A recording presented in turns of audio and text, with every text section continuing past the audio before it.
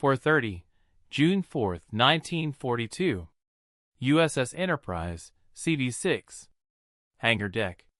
They told you war was about guts.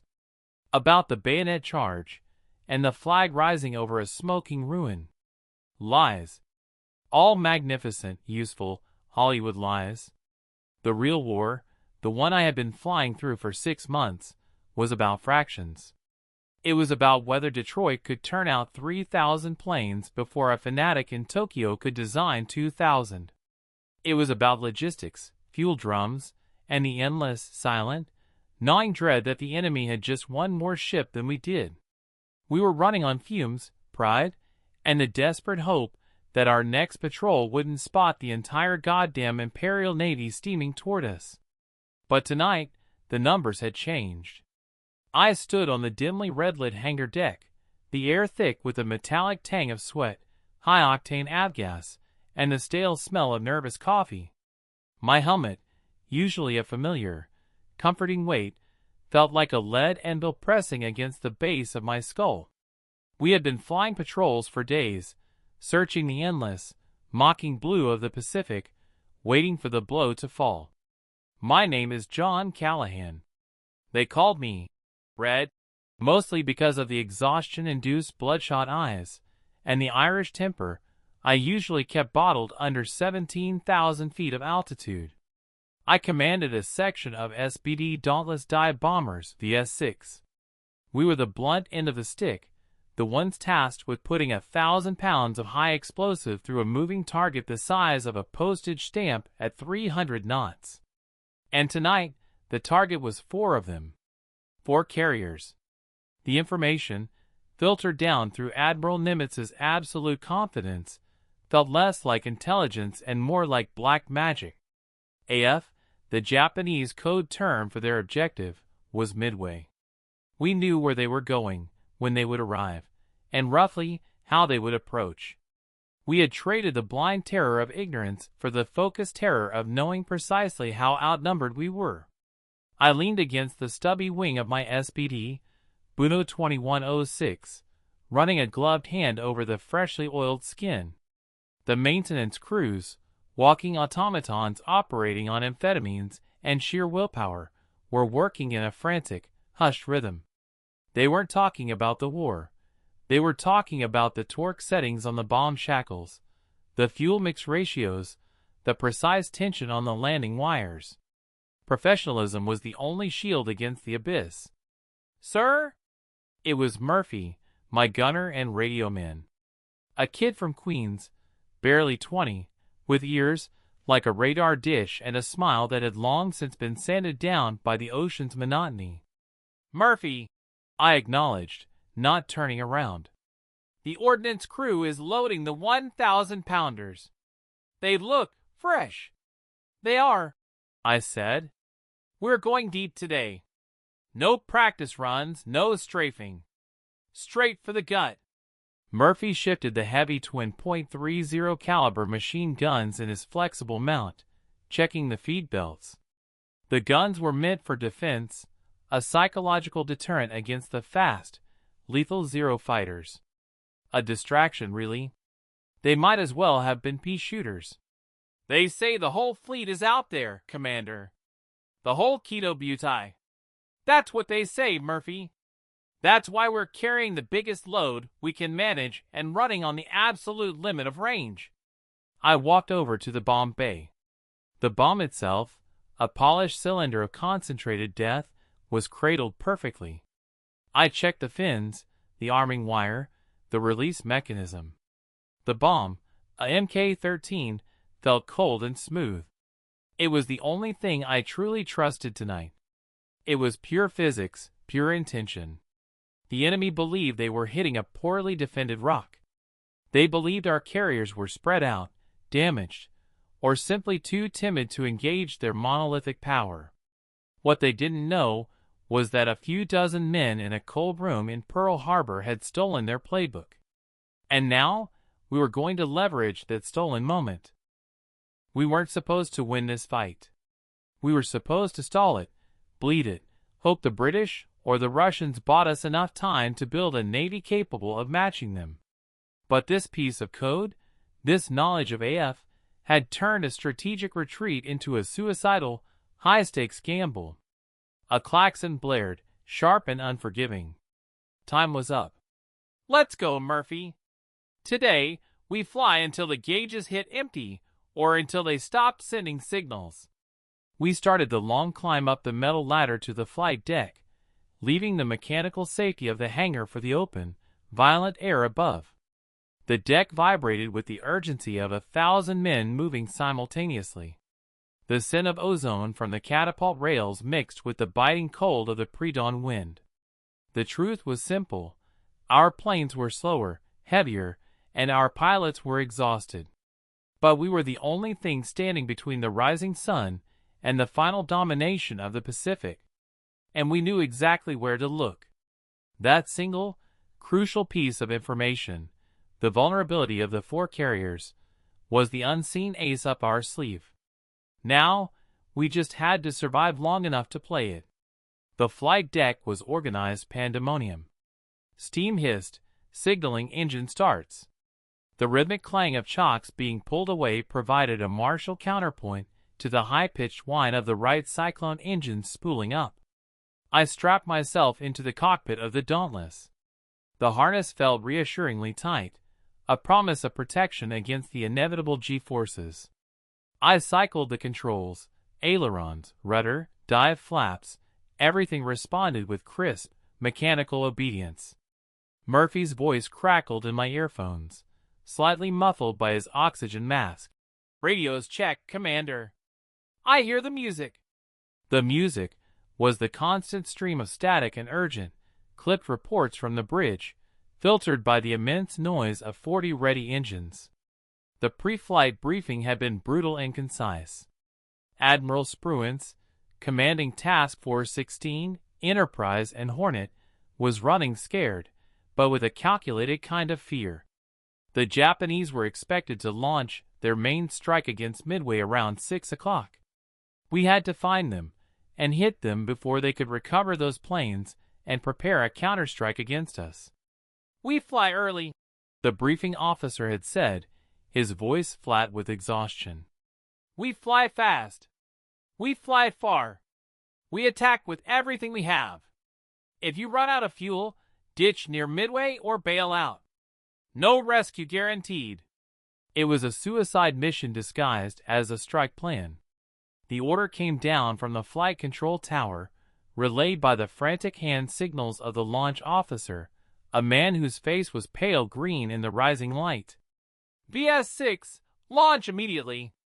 Search sector 240 to 300. Find them. Find the Kaga, Akagi, Soryu, and Hiryu." The order was premature. My chronometer read 4:58. We hadn't been given the ideal wind speed. The fighters, the few slow, sputtering F-4F Wildcats we had, were barely organized. The torpedo squadrons, the low-altitude meat shields, were still lining up. This wasn't a coordinated strike. This was a desperate hee-ho, born from the pressure cooker of intercepted intelligence and the crushing knowledge of Imperial Japanese Navy IJN speed. Spruance was taking the dauntless squadrons, the primary punch, and throwing them into the deep end, trusting that their navigation and sheer luck would hold out until the rest could catch up. "Commander, that range is going to push us past maximum endurance," Murphy warned, his voice tight. "I know, Murph. We push the RPMs and pray for tailwinds." I signaled the plane handlers. My brakes were released. The Dauntless shuddered, and I taxied slowly toward the catapult, the steel deck grating under the tail wheel. I took one last, long look at the rising sun, a beautiful, mocking orange sphere beginning to burn off the mist on the horizon. It promised a clear day, perfect visibility for both bombers and the Zeros. We were launching into an empty ocean with insufficient coordinates, fueled only by the grim knowledge that if we failed, the war on the Pacific would be lost by dinner time. We were staking everything on a single roll of the dice. The Japanese carriers had to be found and destroyed before they found us. My turn came. I lined up on the steam-streaked deck, my nose pointing into the strengthening wind. The launch officer's face was a mask of strained concentration. He held his flag up, then slashed it down with brutal finality. I slammed the throttle forward.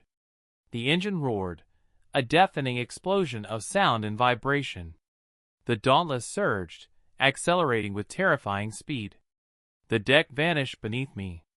For a moment, there was only the dizzying, gut-wrenching drop, then the SBD caught the air, heavy and reluctant, but flying. I immediately tucked the gear and flaps, pushing the nose up and banking slightly to join the growing circle of planes ascending above the Enterprise.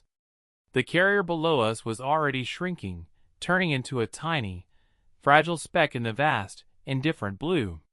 We were committed. There was no turning back for fuel, repairs, or second thoughts.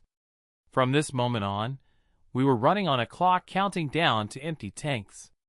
We climbed hard, maintaining a strict radio silence that was both mandated by doctrine and necessitated by the desperate need to conserve battery life and maintain stealth. The silence was absolute, save for the constant, monotonous roar of the engine, a sound that burrowed into your ears, turning into a low-grade, persistent headache. My section of 6 SBDs formed a tight V behind me. Above us, the other elements of VS-6, and eventually the entire strike force, 33 Dauntless, formed up, struggling to maintain cohesion in the vastness. I set the course, 260 degrees true. The early morning air at 10,000 feet was thin and biting cold, chilling me even through the thick flight suit. I could feel the drag of the 1,000-pound bomb nestled under the fuselage, a physical burden that reminded me of our singular purpose. Every knot of speed, every foot of altitude, was achieved through immense consumption of precious avgas. I focused intensely on the navigation. We were flying dead reckoning, a complicated ballet of compensating for wind drift, airspeed, and the magnetic variations of the Pacific. Our mission profile was stretching the SBD's range to a dangerous maximum, leaving us with a razor-thin margin for error. If the IJN had moved even slightly off their predicted course, we would miss them entirely and plummet into the water. "How's the fuel, Murph?" I murmured over the intercom, my voice barely louder than a whisper. "Holding steady, Commander. But we've got maybe 30 minutes past the expected intercept point before we're drinking seawater." "Understood." I scanned the horizon, my eyes watering from the relentless wind and the glare of the low sun. The Pacific was a flat, hypnotic sheet of cobalt, broken only by the whitecaps that looked, agonizingly, like the wakes of ships. The psychological toll was immense. We weren't just searching for an enemy. We were searching for 4 enormous, hostile islands bristling with anti-aircraft guns and swarms of legendary Zeros. Every man in that air column knew the terrifying reputation of the WWII and their pilots. After 90 minutes, the tension was a taut wire ready to snap. We were deep into the predicted search sector. Nothing. Just the curve of the horizon and the crushing emptiness. The sun was now high and harsh, beating down on the plexiglass canopy. Doubt, cold and corrosive, began to seep into my professional focus. Had the code breakers been wrong? Had the Japanese diverted south? Or had we simply botched the navigation? The protocols demanded that I maintain the assigned course until the last possible minute before turning back. To deviate was to risk the entire operation. But to adhere rigidly to a bad plan was certain death. I glanced at my chart, comparing the expected Japanese fleet speed, their trajectory toward Midway, and our own speed. My gut, forged in months of flying hostile waters, screamed disagreement. If they maintained radio silence and speed, they should have been further west, slightly north of where our initial calculations placed them. I tapped the stick, pulling slightly right, initiating a subtle turn away from the assigned course. "Commander, we're deviating 10 degrees from 260, Murphy observed immediately. I know, Murph. They're running hot. If we stick to the book, we'll be flying over empty sea while their planes are already burning our carriers. We're pushing north.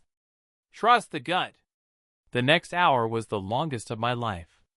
It was a calculated risk against the very nature of military order. If I was wrong, I would doom my men to the ocean and face a court-martial, assuming I survived. But if I was right, the 4 great carriers of the Imperial Japanese Navy were about to enter a world of pure, unadulterated hell. We flew in absolute silence, the only connection between us and the rest of the world being the faint, meaningless static on the radio frequency. We were 33 specks of aluminum in canvas, hurtling toward a moment that would define the war. The Pacific remained empty. The needle on the fuel gauge crept dangerously lower. The void seemed to laugh at our desperation. 7:30, over the Central Pacific. The critical moment passed. According to the original plan, we should have sighted them 15 minutes ago. We were now flying entirely on borrowed time. My fuel reserves were dipping into the emergency zone. I considered turning back. The decision hovered, heavy and cold. If I turned back now, we might save the planes, but the carriers would live to strike Midway, and then strike Enterprise and Hornet. The entire gamble would be forfeit. "Commander, I'm seeing something," Murphy reported, his voice high-pitched and tense. "Smoke?" "No, sir." "Not smoke. It's oil. Looks like a slick." I banked the Dauntless, dropping slightly to confirm. There it was, a faint, serpentine ribbon of iridescent rainbow oil stretched across the waves. It wasn't the slick from a major vessel. It was the trail left by fast-moving destroyers or smaller escorts, almost invisible unless you were directly overhead. "They're close," I whispered, feeling a surge of adrenaline that temporarily erased the exhaustion. "And they're moving fast." The Japanese formation must have been slightly to the north of where the cryptographers predicted, likely trying to maintain maximum concealment. My deviation had put us right on their tail. I pushed the throttle slightly, urging the Dauntless to strain faster. Then, the radio shattered the silence. Not a clear signal, but a burst of garbled, desperate transmission that cut through the white noise like a knife. "Attack! Zeros on us! Going in low! Too many!" The sound was truncated, fading almost instantly into static and a terrifying, high-pitched squawk, followed by absolute silence. I gripped the controls, so hard my knuckles turned white. I didn't need a map or a manifest to know what that was. It was the death cry of a torpedo squadron. "That was them, Commander," Murphy breathed. "They found them. They went in. That was VT-8 or VT-6, I said, my voice heavy. "They went in without air cover. Low and slow. They were looking for glory, and they found a meat grinder." A wave of profound, cold guilt washed over me. Those men, flying their obsolete TBD Devastators, were being shredded right now. Their sacrifice was immediate, brutal, and almost certainly in vain. The Devastator was too slow, too fragile, and its torpedoes too unreliable. The Zeros would treat them like skeet. I maintained my bearing, now pushing the last reserves of fuel to catch up to where the signal had originated. The oil slick grew marginally wider, suggesting we were getting closer to the heart of the enemy fleet. 5 minutes later, the blue expanse ahead began to bleed. It wasn't a ship on fire yet, it was just debris. Pieces of metal, splintered wood, and the telltale patches of high-octane gasoline floating on the surface like evil jellyfish. As we got closer, the scene transformed into a graveyard. I spotted the wreckage of 2 Devastators, already sinking, the aluminum skin crumpled like tin foil. No parachutes. No rafts. Just the ocean, claiming its tribute. I ordered my section to climb slightly, eyes straining for any sign of Zeros that might be returning to patrol. The atmosphere was sickening, the raw, physical evidence of carnage. And then I looked up. The high-altitude sky was completely empty. I looked down again, focusing on the coordinates of the destruction. The debris field was concentrated. It suggested the Japanese had focused their defense on that specific, low altitude. I saw the zigzag patterns of anti-aircraft fire trailing off toward the horizon, far below our current 14,000-foot altitude. The puffs of smoke were thin and low. I pressed my face against the canopy glass, straining to see. And there they were. The whole goddamn fleet. 4 carriers. Massive, gray silhouettes cutting through the water, surrounded by cruisers and destroyers. The sheer size of the WWII was overwhelming, a terrifying vision of concentrated power. But something was terribly wrong for them. The decks were chaos. I could see the unmistakable profiles of dive bombers and torpedo planes, Japanese Vals and Kates, cluttered on the flight decks. They were in the middle of rearming. They had launched their first wave to hit Midway, and those planes were now returning. But before they could land, refuel, and rearm to hit our fleet, the low-level attack by the torpedo squadrons had forced the entire Japanese defense network to dive. The Japanese Combat Air Patrol, CAP, had been drawn down to the deck. They were chasing phantom torpedoes, celebrating the easy kill of the slow devastators, and were too low to intercept us. The anti-aircraft crews were tracking targets at 150 feet. Their entire defensive posture was fixed on the horizon, not the stratosphere. "Murph," I choked out, the adrenaline now burning like fire in my chest. "Do you see it?" "I see the ships, Commander. Lots of ships. They're running hot." "No. Look up. Look at the sky above us. It's empty. The Zeros are at low altitude. The Japs are panicked by the torpedo strike. They're trying to get their planes fueled and rearmed before our main strike. They never saw us coming." The sacrifice of VT-8 and VT-6, the men who had been senselessly, brutally massacred just minutes ago, had bought us an incredible, unforgivable gift, a clean, uncontested vertical corridor straight down. The Japanese, confident in their numbers, had focused entirely on the immediate threat, completely ignoring the strategic possibility of a high-altitude attack. They had been caught with their pants down. They had bomb racks full of demolition charges, fuel lines stretching across the decks, and planes packed wingtip to wingtip. The window was open. The clock was ticking. I checked the fuel gauge one last time. We were running on fumes. I checked the watch. The whole strike force was finally assembled, scattered but present, dauntless from Enterprise, VS-6, and Yorktown, VB-3, arriving at the exact same, devastating moment. The odds of this precise conjunction, this navigational miracle, this strategic blindness by the enemy, were astronomical. It felt less like a battle and more like an intervention by Providence. I saw Commander Max Leslie's plane, VB-3 leader, approaching from the flank. We synchronized visually. No radio needed. The message was implicit in the altitude, the bearing, and the state of the enemy below. "Murph," I said, my voice strangely calm, the professional killer taking over the terrified pilot.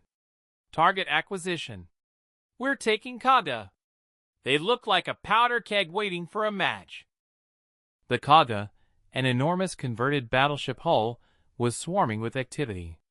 I could clearly make out the line of Japanese sailors pulling 800-pound bombs across the deck. 1,000 gallons of aviation fuel was likely coursing through the lines.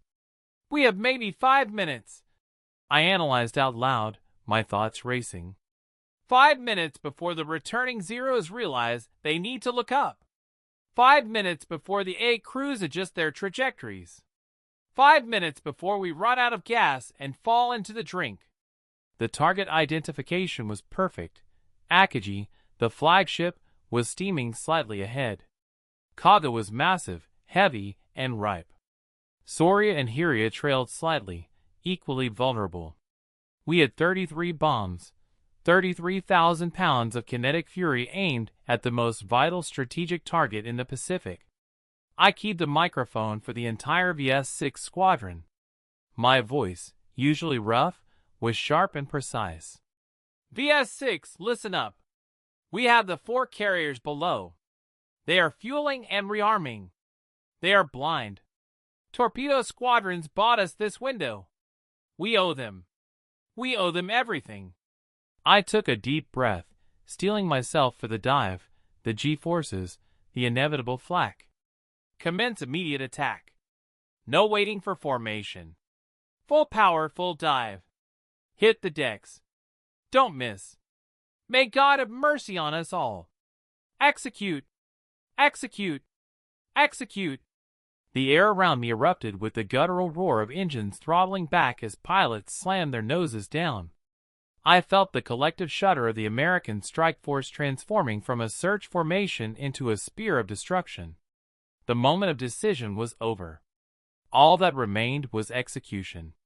I pulled the stick back slightly, banking the Dauntless, then pushed the nose down into the terrifying, vertical descent. We were at 17,000 feet. The target below was a toy boat. The air brake handle, mounted prominently on the dash, was the key. I slammed it back. The perforated metal flaps on the wings and under the fuselage popped open, catching the rush of air. The SBD, designed specifically for this moment, shuddered violently. Its speed stabilized at a controlled, screaming descent of about 240 knots. The noise changed instantly from the dull roar of level flight to a high-pitched, terrifying whistle, the characteristic sound of the Dauntless in a dive, the whistle of death. The G-forces immediately pressed me deep into the seat. My vision tunneled slightly. My focus narrowed instantly to the illuminated reticle of the Norden bomb sight, fixed precisely on the flight deck of the Kaga. Dive, Murph! Hold on! The world rushed up to meet me. The sea was no longer blue. It was a confused, streaky gray and white. I could clearly see the figures of the Japanese sailors now, tiny white dots running in desperate zigzags across the deck. They had finally realized the threat. The Japanese carrier defense doctrine was based on absorbing torpedo attacks and relying on their swift Zeros to decimate any high-level bomber formation. But there was no formation, only a waterfall of screaming bombs. Black smoke puffs began to blossom around us. Flak. Fast, desperate, and initially inaccurate. They were firing blind, trying to guess our trajectory. The explosion sounded like giant fists pounding the air around the plane. Flak heavy, Commander. Stay steady, Murphy shouted, his voice a frantic mixture of fear and training. My arm muscles locked, compensating for the wind shear and the G-forces trying to pull the plane apart. The altimeter spun wildly. 15,000.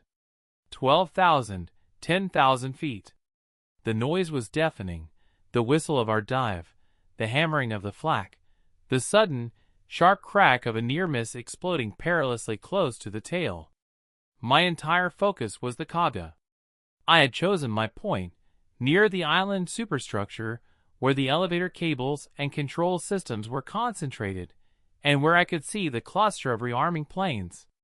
I saw the first bombs hit. Not mine, but those of the planes that had dived ahead. A huge fountain of spray erupted next to the Akagi. Close. Then, another plane scored a direct hit near the stern of the Soryu. The impact was instantaneous and devastating, a colossal flower of smoke and flame blooming on the Japanese deck. The chaos below multiplied tenfold. The Japanese sailors, who had minutes ago been preparing to launch death, were now running for their lives. At 5,000 feet, the flak became terrifyingly accurate. I could hear the shrapnel impacting the underside of the Dauntless, the metallic ping against the aluminum skin. They're tracking us now, Commander. Almost vertical. Holding steady, Murph. Almost there. My target was filling the sight. I was focused on a single spot, a concentration of machinery and ordnance. I needed penetration. I had to be low enough for accuracy, but high enough to pull out without smashing into the waves. The acceptable release altitude was 2,000 feet. I crossed 3,000. Too high. I pushed lower. My vision was locked. I saw a Japanese officer near the bridge, frozen, staring directly up at my plane. A flicker of recognition, or perhaps sheer terror, on his face. 2,500 feet. Now. I slammed my thumb down onto the release button. The pickle! The Dauntless immediately sprang upward, released from the gravitational chain of the 1,000-pound bomb. The sudden lift was jarring. I saw the bomb drop cleanly, tumbling end over end for a fraction of a second, aiming true. I initiated the terrifying high-G pullout. My right arm fought the stick, hauling the plane up and away from the surface of the ocean. The pressure forced all the blood out of my head. The edges of my vision turned gray, then black. I fought the blackout, yelling into the static of the intercom. Pull! Pull! Pull! A violent, catastrophic jolt hit the Dauntless. Not flak, but something heavier. A direct hit on the wing root. We're hit! Murphy screamed. Oil line is spraying. They got us! I ignored him, my mind fixated only on gaining altitude. I stabilized the plane, barely 500 feet above the waves, pushing the smoking engine hard toward the relative safety of the clouds. Then I looked back. My bomb had landed. It was not merely an explosion, it was an eruption. The initial detonation was swallowed instantly by the secondary explosions of fuel tanks and stacked Japanese ordnance. The entire central section of the Kaga seemed to peel open like a sardine can. Flames, black and oily, shot hundreds of feet into the air. And it wasn't just Kaga. The entire enemy fleet was burning. The simultaneous nature of the attack, the devastating gift provided by the suicidal torpedo runs, had delivered a fatal, surgical blow. Akagi was already trailing a horrendous column of smoke, hit by Leslie's group. Sori was clearly crippled, her flight deck warped and engulfed. For great carriers, for pillars of the Japanese Empire's naval air power, caught in the 5 minutes they were most vulnerable, and now consumed by an inferno of their own stored fuel and bombs. I watched, mesmerized by the sheer magnitude of the destruction. This wasn't a tactical victory. This was a strategic decapitation.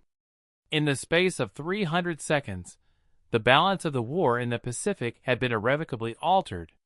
My SBD shuddered violently, losing altitude. The oil pressure gauge was dropping fast. The smoke from the damaged wing was thick and acrid. Murph, check the damage. Are you okay? I'm fine, Commander. The left stabilizer is chewed up, but she's flying. We need to get out of here. I banked away from the burning fleet. A single, furious Zero, finally realizing its mistake, screamed down toward me. I pushed the throttle into the red zone. The Dauntless, heavy and battered, staggered through the air. Zero on our 6. He's closing, Murphy cried. The Zero opened fire. The familiar thump-thump-thump of his cannons was deafening. Tracers whizzed past my cockpit, narrowly missing the fuselage.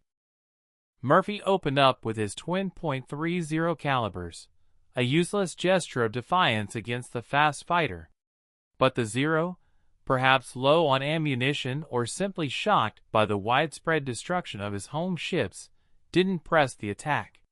He pulled away, circling, looking for easier prey among the few Dauntless that were pulling out of their dives. We limped eastward, the sky now dotted with the ascending smoke plumes of the dying Japanese carriers. The sight was intoxicating, overwhelming. But the triumph was immediately tempered by the grim reality of our own survival. My squadron was decimated. I saw only 3 other planes from VS6 pulling out. The rest were either victims of flak, or had simply plunged too low in the heat of the dive. The flight back became a terrifying calculation of minutes versus miles. We had spent too much fuel searching, too much fuel pulling out of the vertical dive, and now we had a leaking oil line and a damaged engine. "We're going to be swimming, Commander," Murphy stated flatly, reading the fuel gauge over my shoulder. "We'll be closer to our boys than theirs," I countered, though the thought offered little comfort. I dropped our altitude to optimize fuel consumption, flying right on the wave tops, hoping the cool air would keep the engine running long enough. The Pacific, which had been an indifferent blue, now felt hostile, ready to swallow us whole. The Japanese carriers were gone. We had achieved the impossible. But what was the point of winning the battle if you didn't live long enough to tell the story? The journey back was pure agony. Every tremor in the engine, every stutter of the propeller, felt like the prelude to disaster. I kept the radio off, saving every last electron for a potential distress call, but I knew the odds of rescue were slim. We flew for what felt like an eternity, 2 hours of grinding anxiety, staring at the empty expanse of the sea. The navigation was entirely by the sun and the worn charts on my kneeboard. The Enterprise should be waiting for us, steaming at high speed to clear the area before the Japanese realized what had hit them and launched their counterstrike from the one surviving carrier, the Hiryu. Then, faintly, ahead and slightly low on the horizon, I saw the smoke plumes. Not the thick, black death smoke of the IJN, but the thin, white columns of a task force at speed. "Contact! Ship's dead ahead, Murph. Looks like a cruiser line." Hope, sharp and sudden, cut through the exhaustion. I broke radio silence, sending a weak, desperate burst. "DS6 leader to Task Force 16. We are critically low on fuel damage, returning for recovery. We hit the targets. Repeat, all 4 primary targets are confirmed burning." The response was immediate, powerful, and clean, flooding my ears with relief. "Enterprise copies VS6. Vector 090. Come home, Commander. Come home." As we approached the fleet, I saw the Enterprise, majestic and unscathed. The sight was beautiful. I nursed the sputtering engine, lining up for the carrier approach. The deck was a chaos of recovery and immediate preparations for battle. I feathered the pitch, dropping the gear and flaps. The landing signal officer waved me violently, his movements urgent. "Get on deck, clear the wire, get out of the way." The Dauntless slammed hard onto the deck, the hook catching the third wire with a terrifying whang. The plane jerked to a stop, the harness biting into my shoulders. Silence. Absolute, wonderful silence. I didn't move for a full minute, the smell of burning oil and adrenaline overwhelming me. Murphy was already fumbling with his harness, his face streaked with sweat and grime. When I finally climbed out, my legs stiff and shaking, the flight deck crew swarmed the plane, ignoring the wreckage of the stabilizer, focusing immediately on the fuel tanks and engine. I stumbled toward the island superstructure, pulling off my helmet. The air was cold, but my body was radiating heat. Admiral Spruance was standing on the bridge railing, looking down at the recovered pilots. His face was granite. No celebration. I saluted, my arm feeling impossibly heavy. "Report, Commander Callahan." "Sir, we hit Kaga. Confirmed 4 primary carriers are destroyed or crippled, sir. They were caught rearming. The attack was simultaneous." Spruance nodded slowly, his eyes fixed on the horizon where the Japanese fleet had vanished. "The sacrifice of the torpedo squadrons was not in vain, then, Commander." "No, sir. They created the diversion. We capitalized on their absolute destruction." He didn't offer praise or a handshake. He simply absorbed the grim report. We had won the most significant battle of the war, but the cost was still being calculated in the bodies of the men who had flown low and slow towards certain death. The price of our success was paid in full by the pilots of VT-8 and VT-6. I spent the next hour in the ready room, drinking scalding, black coffee that tasted like burnt metal. The high of survival faded quickly, replaced by a hollow, profound exhaustion. We were celebrating a massacre, a clean, surgical act of violence executed in a perfect 5-minute window. The air around us was electric with strategic excitement. Midway was safe. The backbone of the Imperial Navy was broken. We had reversed the tide. But as I looked around the room, I saw the empty chairs of the men who hadn't returned. The total victory was a terrible, jagged thing. The war had always been about mathematics. Before today, the Japanese numbers, in ships, planes, and trained personnel, had been greater than ours. That disparity had been the overwhelming weight pressing down on every American pilot. Today, the equation had shifted, not because we had suddenly built more aircraft or trained better pilots in 3 days. It had shifted because intelligence had bought us the perfect moment, and the desperate courage of the torpedo boys had bought us the perfect opening.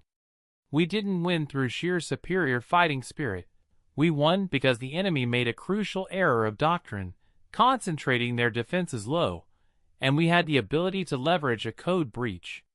We won by being ruthless, by exploiting their moment of transition, and by accepting a massive, bloody diversion as the necessary cost of success.